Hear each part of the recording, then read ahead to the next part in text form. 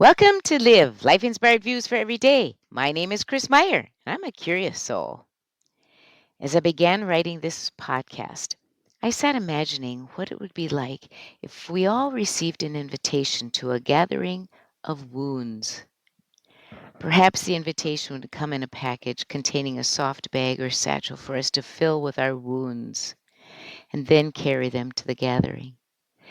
When we all arrive at the gathering, we would be ushered into a room by a gentle soul who would ask us to sit around in a circle with our satchel in front of us. Then, one by one, the gentle soul would ask us to open our satchel and take the wounds out and describe each one to those gathered.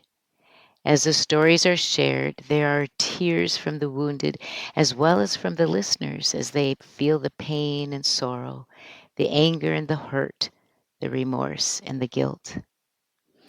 Are you still with me, or are you seeing the wounds you carry float through your mind, reminding you of buried feelings or hurts put aside, or is pain flowing through you, triggering the anguish again? Let's go back to the gathering room. Perhaps after we all have had a chance to share our stories about the wounds we carried in the satchel, the gentle soul simply and warmly thanks us. Perhaps the gentle soul looks into our eyes and says softly, I'm so sorry for the pain you have endured. There are more tears as the compassion shared allows memories of empathetic friends and family during the hurt we experienced. Or perhaps the tears are from the loneliness of carrying a silent trauma or grief, having kept it hidden and nurtured by contempt or anger. Which one do you see in your story? We all have a wound story. Some are deep and vicious wounds.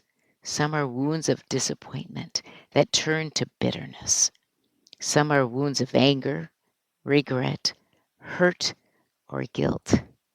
There are so many kinds. But the wound is still there, reminding us we have been wronged or deeply hurt in some way. Back in the gathering room, the gentle soul sits in a large chair, and one by one we all walk into arms of love and compassion. After being held in those gentle and loving arms, we are released, and as we move away from the embrace, ready to leave the gathering, our satchel is given to us at the door. It is the same satchel we came with, but now it is not as heavy. We can more easily sling it over our shoulders as we walk home.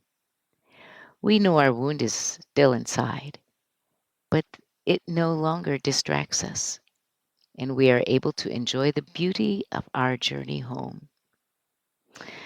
Wounds so often come from something done to us or experienced by us. We cannot control it happening, but after it enters our lives, we have control. It's true. We have control of our decision to walk with the wound or be buried by it.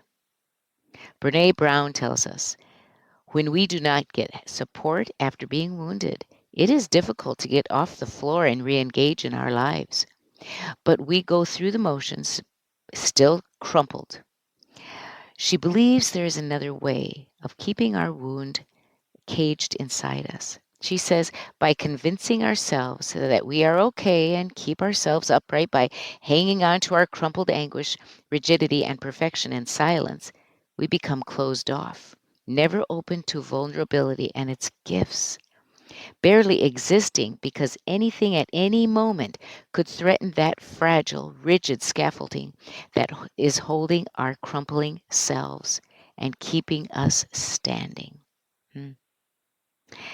Last week, I had the honor of hearing the stories of two different people who had experienced deep wounds, one from the loss of a child by suicide, and one from growing up with an alcoholic father.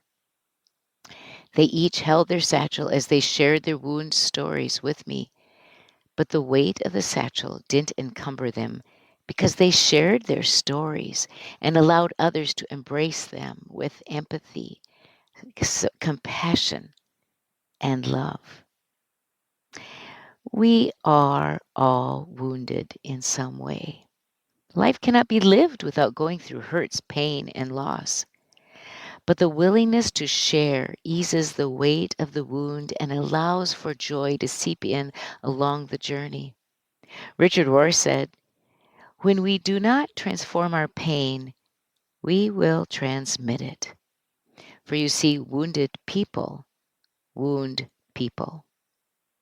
I would not have guessed that these joyful souls last week had experienced the pain and heartaches in their journey. They had worked to transform their pain. Do you need a gentle soul for your wound, or are you a gentle soul to someone's wound? This week, on your bathroom mirror, write, "What have I done with my wound story?" Then reflect on your answer. Join me next Monday for Live, Life Inspired Views for Every Day. I'm Chris Meyer, and I'm a curious soul.